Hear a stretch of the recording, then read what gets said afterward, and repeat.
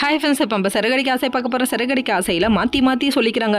நான் சொன்னேன், நான் சொன்னேன் அங்கிள், நான் சொல்லலை அங்கிள். ஐயா 2 பேரும் என்னம்மா இப்படி அடிச்சுக்கிறீங்க, நிப்பாடுங்க அப்படின்னு சொல்லிட்டு அதுக்கப்புறம் விஷயத்தை தெளிவாக கேட்டதுக்கப்புறம் தாங்க தெரியுது என்ன ஆச்சுன்னு பார்க்குறீங்களா. நம்ம ஸ்ருதி இருந்துட்டு கெக்க பக்கன்னு சிரிக்கிறாங்க. பல குரல நீ சிரிச்சிட்டே இருக்காத, உண்மையை சொல்லு அப்படிங்கிறாங்க.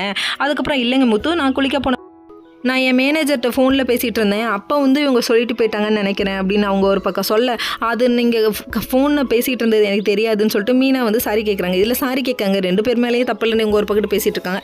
பேசிகிட்டு இருந்துட்டு சரின்னு சொல்லிட்டு தூங்க போகலான்னு மொட்டை மாடிக்கு போனோன்னே, நீ ரொம்ப அழுதியாட்டுக்கு கண்ணெல்லாம் செவந்திருக்குன்னு சொல்லிட்டு மீனா கேட்க, இல்லை நான் ஏன் அழுக போகிறேன், எனக்கு எப்பொழுதும் கண்ணு வேர்க்கும் அப்படிங்கிறாங்க. டே ரீல் சுத்ரா நான் இல்லைனா நீ என்ன ஆகுவே தெரியுதா அப்படிங்கிற மாதிரி ஆயிடுச்சு. அதுக்கப்புறம் நம்ம மீனா என்ன பண்ணிட்டாங்க, நம்ம விஜயை கூப்பிட்டு வச்சு, என்னமோ எங்களுக்கு 2 பேத்துக்கு இடையில என் புருஷன் என் மேலே அன்பே இல்லை அப்படி இப்படின்னு சொன்னீங்க, இப்போ பார்த்தீங்களா எவ்வளோ அன்புன்னு சும்மா நெத்தியடியாக அடிச்சு காமிச்சாங்க. வேற லெவல் அப்படிங்கிற மாதிரி இருக்குது. இப்படி தான் மாமியார்களுக்கு பதில் சொல்லணும் மருமகள்லாம் அப்படிங்கிற மாதிரி இருக்குது. அதுக்கப்புறம் மறுநாள் விடிஞ்சோடனே நம்ம மீனா அவங்க வீட்டுக்கு போக என்ன நடந்துச்சுன்னு சொல்ல முழுசாக சொல்லிக்கிட்டே இருக்கும்போது, நீ இதுக்கு நான் போய் கம்ப்ளைண்ட் பண்ண அப்படின்னு சொல்லி சத்யாவை பிடிச்சி கேள்வி கேட்குறாங்க. கேட்ட உடனே அக்காவை காணும்னு கம்ப்ளைண்ட் பண்ண, எத்தனை இடத்துலடா என்ன தேடினு கேட்டாங்க. நீ என் மேலே உள்ள பாஸ்தலில் தேடி இருந்தால் பரவாயில்ல, நீ ஆனால் என் புருஷனை பழி வாங்கணுங்கிறதுக்கோசரமே போய் கம்ப்ளைண்ட் கொடுத்துருக்க அப்படின்னு சொல்லிட்டு கண்ணா பின்னான்னு திட்ட ஆரம்பிச்சிட்டாங்க.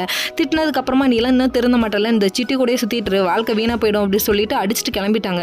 இதெல்லாம் ஒரு பக்கம் இருக்க. சிட்டியை போய் மீட் பண்ணுறாரு நம்ம சத்யா இருந்துட்டு, நான் பண்ணுறது ரொம்ப தப்பு, முன்ன எங்கள் மாமா மேலே கோவத்தில் இருந்தேன், ஆனால் அதுக்காக அவங்க வாழ்க்கையை எடுக்கணும்னு எனக்கு ரொம்ப தப்பு அப்படின்ட்டாரு. தம்பி திருந்துறானே அப்படின்னு சொல்லிட்டு கொஞ்சம் பயமாகிடுச்சு இவருக்கே. இதெல்லாம் ஒரு பக்கம் இருக்க, மீனாவும் ஸ்ருதியும் பேசிகிட்டு இருக்காங்க. உங்களை இந்த அளவுக்கு கொடுமைப்படுத்துற மாதிரி என்ன படுத்துனாங்க அவ்வளோதான்றாங்க.